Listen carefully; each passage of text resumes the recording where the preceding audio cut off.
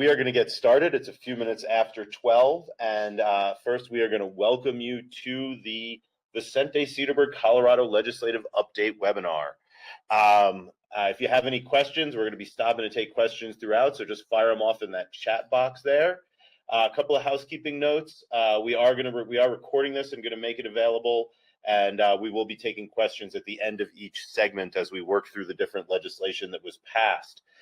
Before we get started, we just want to note on behalf of everybody at Vicente Cedarburg that we are incredibly proud of the cannabis community today and thrilled to be part of the success and progress that we made at the legislature this year. This really was the biggest and most progressive step forward for the cannabis community that we've had since legalization. And it was a group effort by advocates and businesses and patients across the board to generate all of the progress that we're going to talk about today. And we are thrilled to be a part of that and happy about the future of cannabis in Colorado. So to get started, we are going to welcome Corey Cox, one of the attorneys here, to talk a little bit about what's going on in the hemp space. We had two critical hemp bills passed this year. And Corey is going to introduce, I'm clicking through a lot of slides right now. Corey is going to introduce those couple of hemp bills as we get started. Hello. So the first hemp bill was SB 19-220. And the purpose of this bill is to align Colorado's current industrial hemp regulatory program with the 2018 Farm Bill. The 2018 Farm Bill created a federal framework for the regulation of hemp, wherein states can retain primary regulatory authority for the cultivation of hemp within their jurisdiction. As part of this process, states can develop hemp management plans and submit these management plans to the United States Department of Agriculture for review and approval. So the primary thrust of this legislation is to direct the Colorado Department of Agriculture to develop the Colorado's hemp management plan with the ultimate goal of submitting this plan to the USDA later this fall, I think October 2019, with the ultimate goal of positioning Colorado farmers for the 2020 planting season. Importantly, this piece of legislation directs the CDA to consult with private industry when they are developing this hemp management plan. And so this kind of consultation will take the form of 4 stakeholder groups discussing kind of research and development, cultivation, testing, and the transportation of hemp. These stakeholder groups are planning to meet between July and September, again with the goal of submitting this hemp management plan to the USDA the fall of this year. The second primary piece of hemp legislation is SB 19-240, and this bill is focused on the regulation of industrial hemp products. These are post-harvest, basically finished products that are made with or contain hemp. The first change as a part of this legislation is to set the annual registration fee for hemp processors at $300.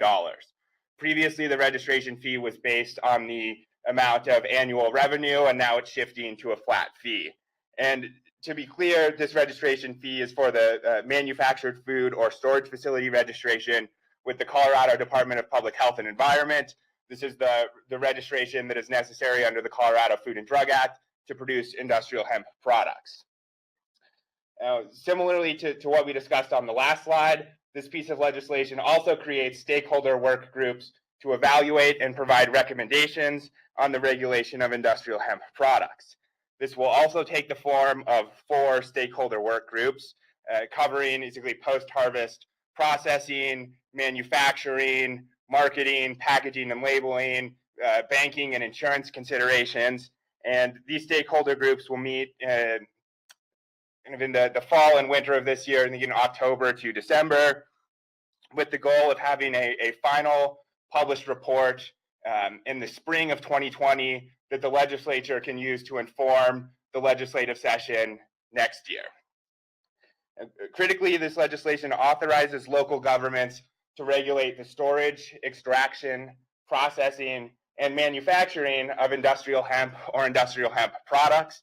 This element of local government is new. Right now, the state is the primary regulatory authority.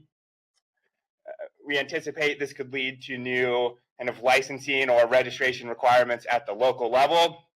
However, it's important to note that in the event of any conflict between a local law or regulation, the state requirement will control in the event of a conflict.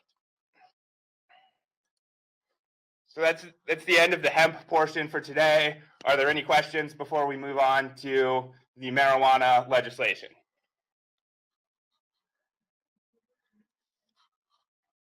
All right, no questions. Thank you. And back to Jordan to discuss the sunset marijuana bills. Okay, and if any questions pop up, just shoot us a message relating to the hemp stuff, because Corey is going to sit around in webinar headquarters here at the Vicente Cedarburg offices as myself and Charlie come through and talk about some of the bills that passed that relate to the marijuana industry, that end of the cannabis plant. So first and foremost, we start with the sunset of the medical marijuana program. We start with patients because that's where all of this stuff started. In Colorado, the sunset bills are kind of unique. They're a good government function where basically, unless the medical program would be readopted, it would have been repealed.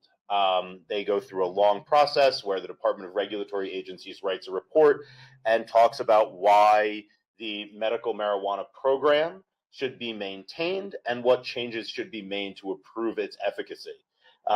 This bill deals specifically with the patient registry and CDPHE end of the program, not the marijuana enforcement division. Next slide is chocked full of industry goodies. This is really about patients, but we think it's important to mention because there is some critical expansion of patient access that was contained within this bill and some other ones. So first and foremost, the sunset bill did expand who can recommend, including dentists and advanced practice practitioners, nurses essentially with prescriptive authority.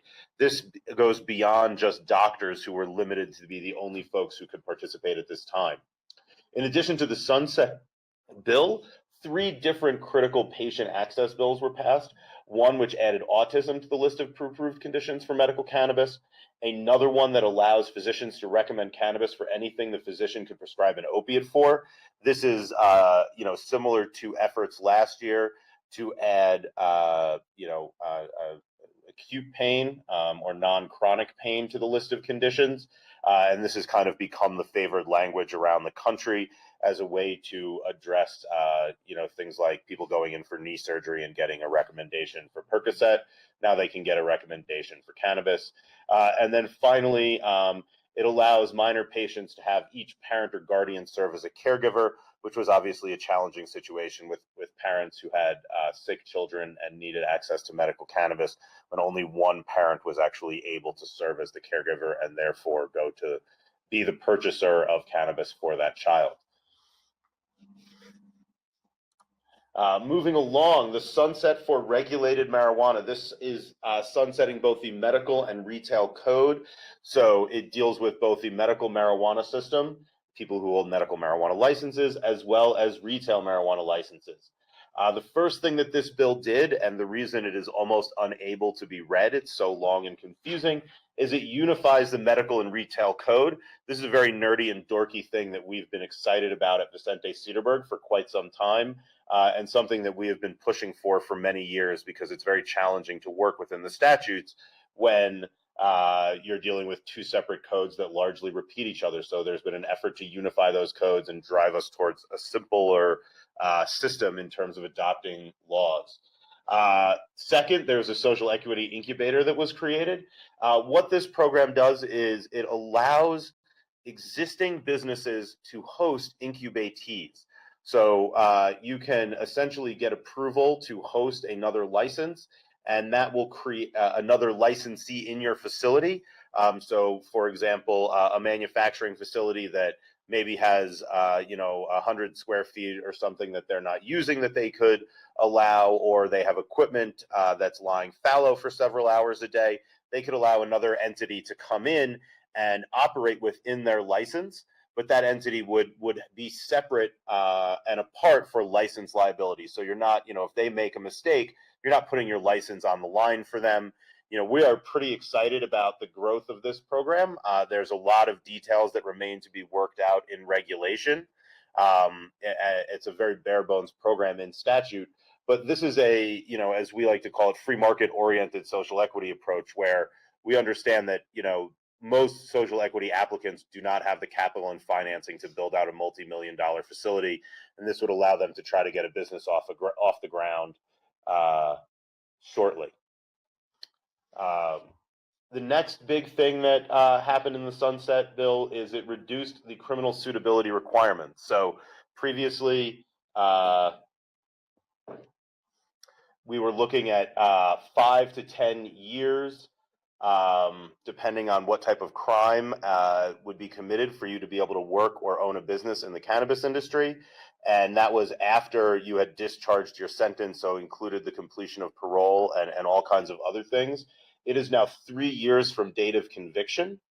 And what that means is that basically from the day you're convicted, as long as you have discharged your sentence, immediately 3 years thereafter, you will be allowed to participate in the industry.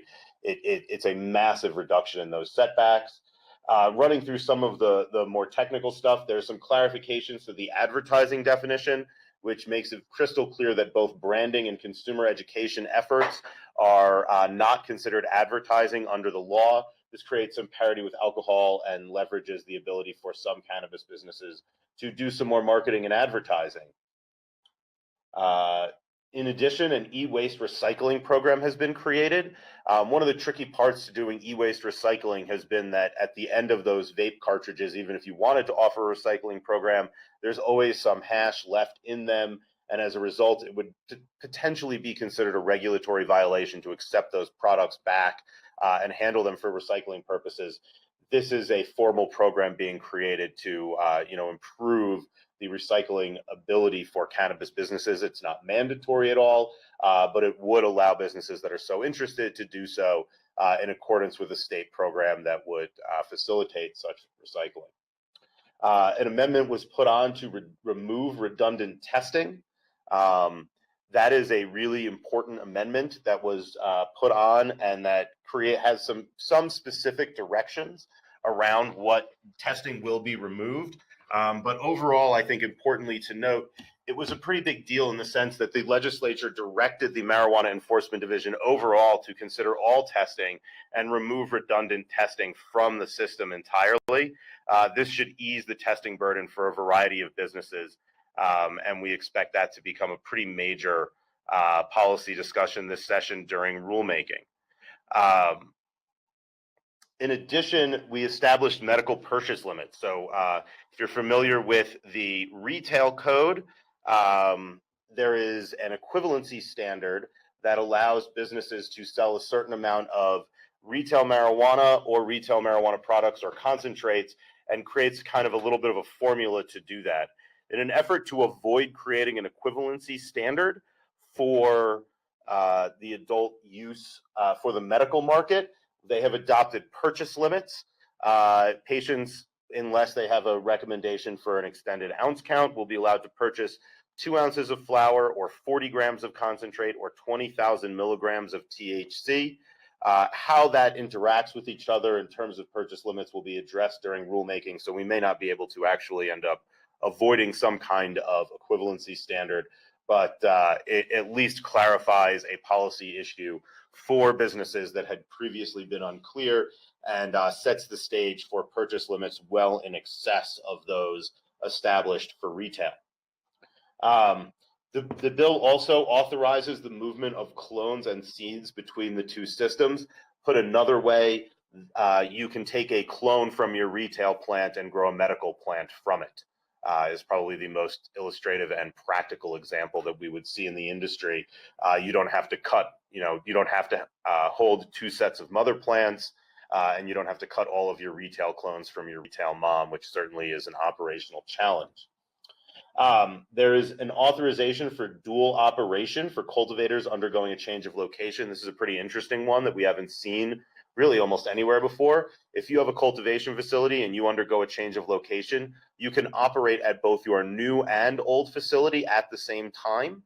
This is for about 6 months. This allows you to essentially finish out the cultivation cycle at your old grow, as opposed to having to chop down plants, which would obviously be economically inefficient. There is also a authorization for the sale of hemp products in marijuana stores, as well as testing requirements for those hemp products and hemp inputs. This is going to be the subject of a working group that is coming up and a lot of complicated negotiations.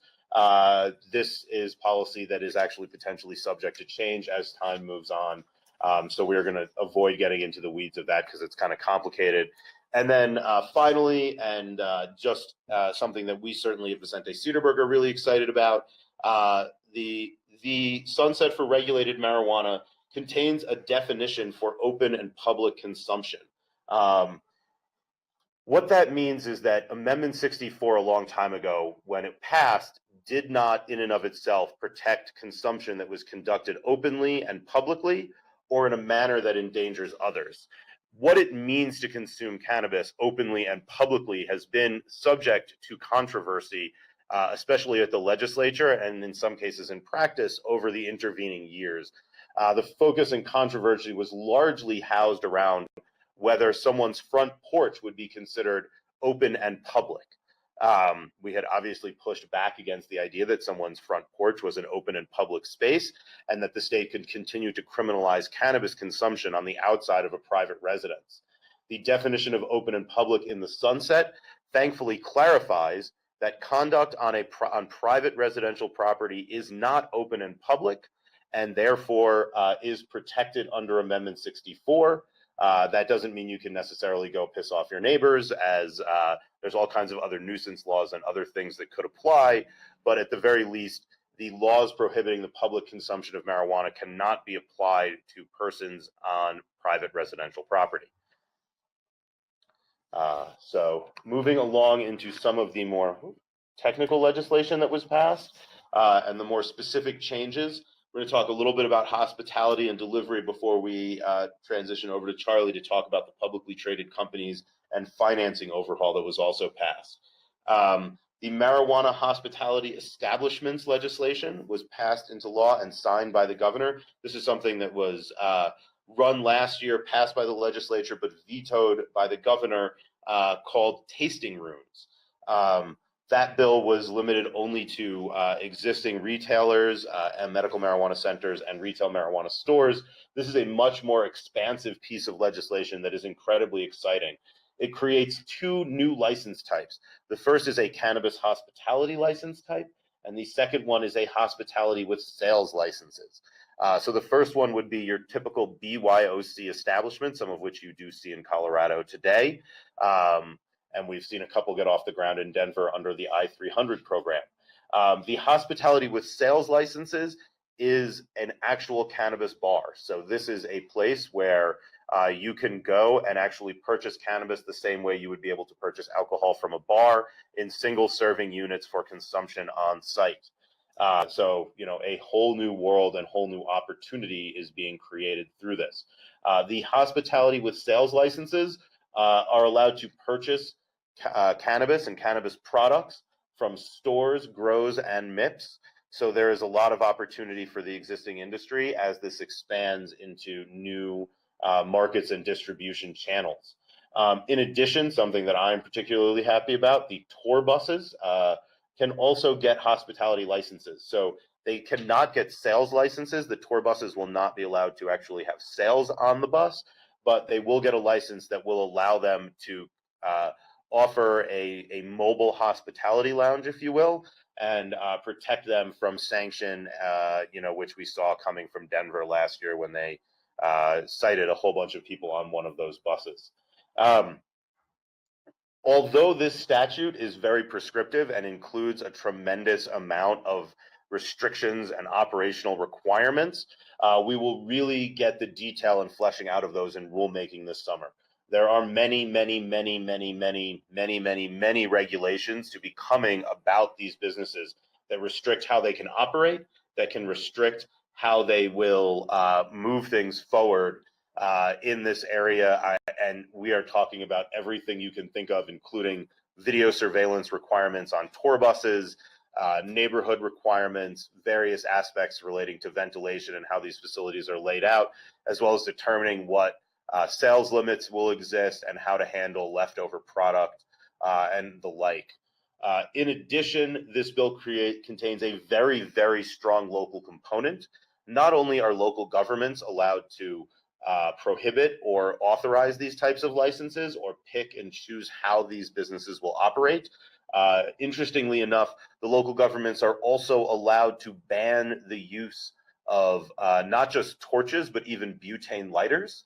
And so that is not in state statute. That won't be decided by the Marijuana Enforcement Division. But if a local government says you can have a cannabis hospitality sales license, they can actually ban the use of not only blow torches and things like that, but also simple lighters and things like that. This has a very interesting intersection between the final component of this, which is worth noting. There was an expansion of the Colorado Clean Indoor Air Act this year that brought vaporization into the Clean Indoor Air Act prohibitions. It's obviously largely focused on e-cigarettes, but also created the idea that you would not be able to have a marijuana hospitality establishment where vaporization could occur. As a result of that law passing, the marijuana hospitality establishments received a carve-out from the Clean Indoor Air Act, and these businesses will allow both vaporization as well as smoking, obviously subject to all kinds of local approvals. Last but certainly not least, as it's something that I personally spent way too much of my time on, delivery of cannabis. The legislature passed a bill that would allow the delivery of cannabis to patients and consumers. There are a host of specific to this bill that are kind of really relevant to cannabis businesses today. First and foremost, medical marijuana centers can begin delivering to patients on January 2020. That is the first milestone in the rollout of this program. Next, retail marijuana stores will be able to deliver to customers, non-patients, Jan 1, 2021. So there's a 1-year delay between patients and retail customers being able to get delivery, and the effects on that market we shall see over time. Next, also on Jan 2nd, 2021, transporters will be able to support retail marijuana stores and medical marijuana centers and complete the last mile of delivery. The transporters will not be allowed to accept orders. They are not processing those orders. They're handling last mile only. They can pick up a packaged order from a medical marijuana center or retail marijuana store and then deliver it to that consumer or patient. As noted, the delivery must originate from the RMS or MMC and be packaged on its premises. So there is no ice cream truck model, no dynamic delivery. What businesses are allowed to do is use their off-premises storage facility. This is a little known and leveraged aspect of the regulations. Under Rule 802, all marijuana licensees are allowed to obtain an off-premises storage facility. There's only a couple of them in the state at this time. And so if a retail marijuana store were to accept an order, they could package that on site of their brick and mortar dispensary, their facility, or they could obtain an off-premises storage facility to conduct the specific logistics associated with delivery. But again, they must have that retail marijuana store license, and the retail marijuana store or medical marijuana center must be the one that accepts, processes, and packages that order. If customers would like to use an app in acquiring cannabis for delivery, they are required to select the store that they wish to purchase from before the app can show them prices. This was done in an effort to, I guess, protect brick and mortar businesses and reduce the race to the bottom on prices. So this is a pretty unique and interesting restriction that we'll see how it plays out in the market. There is incredibly strong local control in this program as well. So it actually is a dual form of local control. The first form of local control is that local governments can choose whether delivery is permitted in their jurisdiction. So even though the legislation restricts delivery only to private residential addresses and does not allow delivery to any commercial locations, local governments can still ban delivery to your home. If the local government says delivery is allowed, businesses can deliver to your house. If not, the local government can literally ban delivery to private residential property. Secondly, the local governments can ban their businesses from conducting delivery. So if you have a business that's located in Aurora, let's say, you need the Aurora local government to authorize your business to begin conducting deliveries. Finally, the local governments also can control whether dispensaries from outside their jurisdiction can deliver into it. So again, if you are Aurora, Aurora can allow their dispensaries to deliver or prohibit them. They can also say that delivery is allowed in Aurora, but only businesses with Aurora licenses can conduct delivery. This is a pretty big policy issue that we'll definitely be monitoring over the years and how it impacts access as well as businesses. In addition, you must be 21 years old to receive a delivery. So patients 18, 19, and 20 are kind of left out in the dark. But there was an amendment run, and parents can obtain delivery for their minor patients or for their children. So if you are a parent of a child that is a medical cannabis patient, you can get delivery on their behalf. The 18, 19, and 20-year-olds are pretty challenging from a policy perspective and political perspective. But obviously, the legislature understood the need for parents to get delivery, which is very, very important considering you can't bring your child into a dispensary. Finally, we would note that many regulations are also coming this summer that will govern how the transaction will be received, the documentation that will be needed to be made, any security requirements that will be need to imposed on delivery vehicles, things like GPS trackers and things like that, as well as how metric will be handled and many of the other issues that tend to arise as we get into the weeds of how we will flesh out this policy. We expect that to be handled this summer with delivery permits becoming available for medical marijuana centers this fall. You would need to obtain a permit to be able to do this. You can't just automatically start doing it on Jan 2nd. You'll need to get a permit from your state and local, likely government. So that is delivery in a nutshell. And questions. So now is a great time if anyone has any questions. The first question that we got from Dan Sullivan, thank you, Dan, is when will the unified code be published or codified into law? We expect that to happen in the pretty near future. Usually the state is pretty good about that, but at the end of the day, it does take some time. This is a pretty massive rewrite, so it could be a couple of months before everything gets finalized.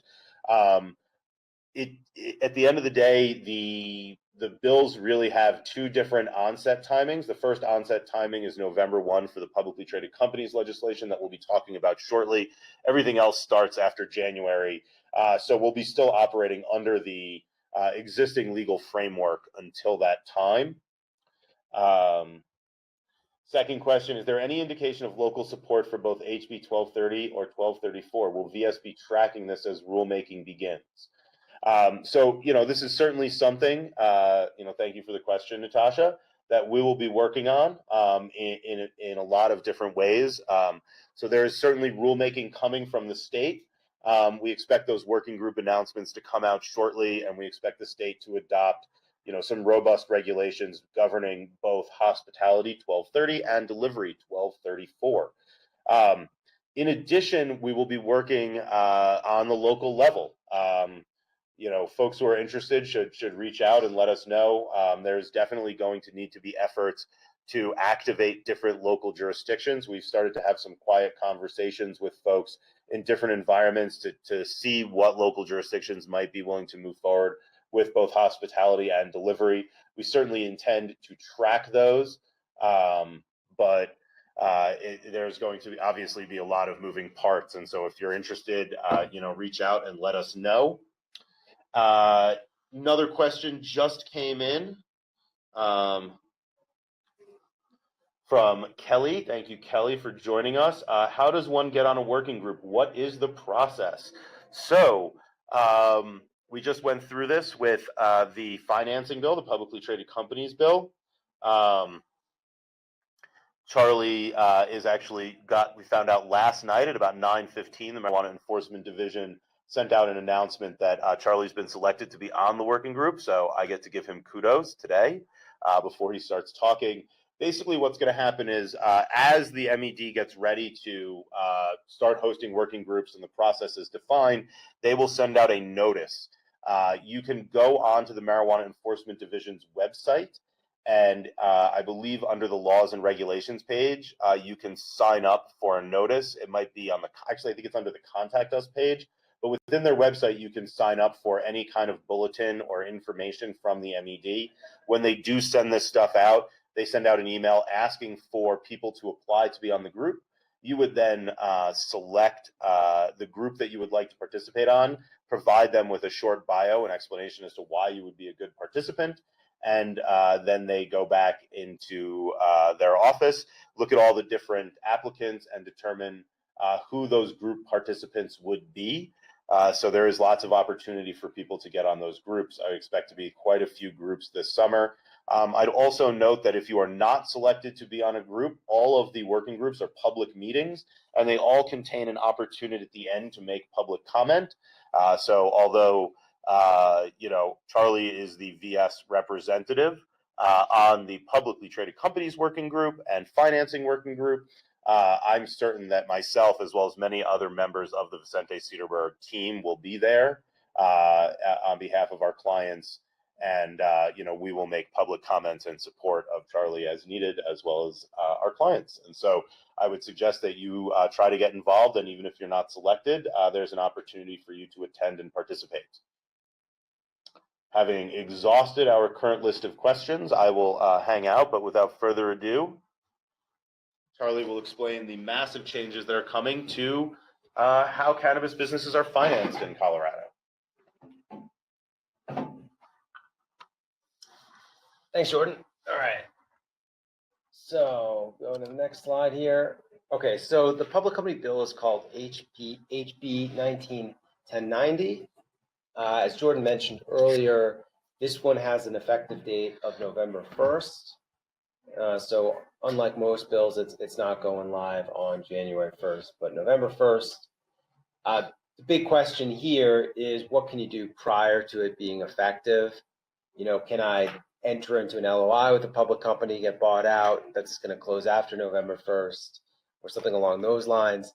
The short answer here is we don't really know exactly what's going to be permitted. We're working to get clarification with the Met on this, but I think one of my takeaways from this presentation is for the love of God, don't go out and publicly announce a deal pursuant to this law just yet. I mean, that's a great way to get the regulators mad at you.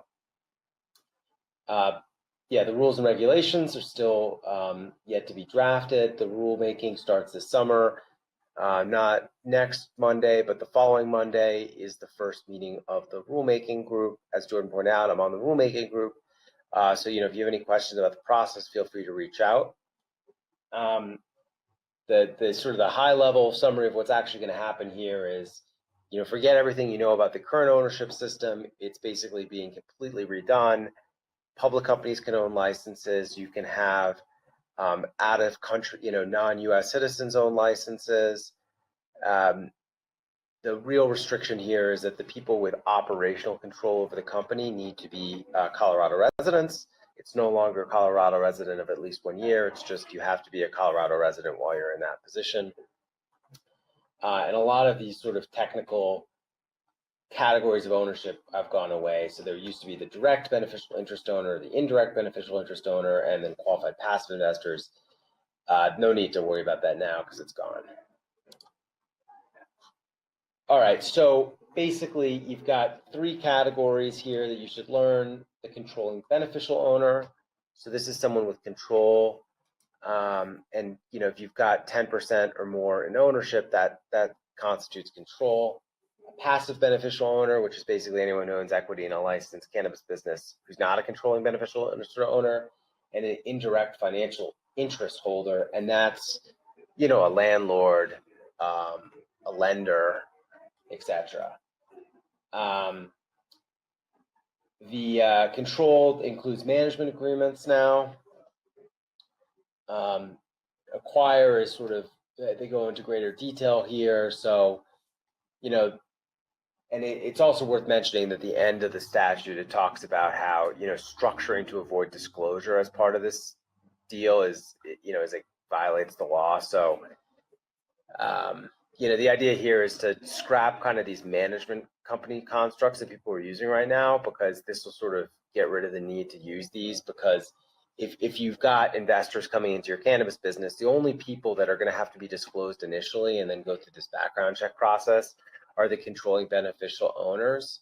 So, if someone's got 2% of your company, yeah, the Med can ask you down the road for more information about them if they've got cause, but you don't have to necessarily provide their name up front. So it's going to be a lot easier to raise money. The other thing is, the old requirement that if you had any out-of-state owners, you could only have 15 people on a license, that's gone away. So now you could have theoretically every single person on the planet who's over 21 and qualified could be own part of your business. And the Med would really only background check the people with 10% or more, at least initially. So that's what I was talking about here. 1090, which is 10% or more interest, makes you a controlling beneficial owner. Can't structure around it. Suitability judgment. So before you sort of can become a controlling beneficial owner, you got to get the suitability approval from the Med. This is something, they're going to come up with a form for this. It's probably going to be similar to the current forms. We'll get a better sense of this after rulemaking. You can't really tell from the statute itself how a change of ownership process is going to work, but we do know, you're going to have to get the suitability first, and then you can do the change of ownership. You got to structure chart. You got to disclose a structure chart and provide the ownership percentages of your controlling beneficial owners when you're doing a transaction. If it's a publicly traded company, so if one of these companies that's traded on the CSE buys your license, they only need to disclose anyone who's got 10% or more of that company. And the reason, and this bill is actually pretty unique in that most cannabis bills are written by people that don't really pay any attention to securities law, and this one has been carefully drafted to comply with securities law.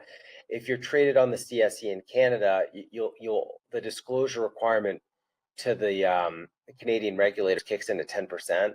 So these companies will be able to know who is a 10% or greater shareholder. Now, there are very few people that have 10% or more of these large public companies, so it's a pretty small list of people. But those, along with your officers or directors, would be the people you need to get background checked as a public company. So just by contrast, right now, public company can lend money to a licensed business, and then the regulators come back and say, okay, we want a list of all your shareholders. And that's just not possible. Most shareholders of a public company are known as objecting beneficial owners. So you don't actually know their names. You would just know the name of the person that actually holds the share certificate, which is not the actual owner, it's just the broker. And then the CBOs, these controlling beneficial owners, have to submit disclosures and fingerprint-based criminal history checks. Those are the people that you're going to have to harass for fingerprints. Again, if you're going out and raising money for your company and someone's taking a 20% stake in your company, let them know up front, hey, you're still going to have to get fingerprinted. It's not an issue, but you should know that's the case, because investors, it's hard to try and track down fingerprints if someone hasn't agreed to it up front. And then, yeah, with reasonable cause, they can ask for basically everyone in the company. So don't think that, you keep someone at 7%, you can guarantee the Med will never ask their name. The Med's got the right to ask for their name. So again, just make sure everyone knows that up front.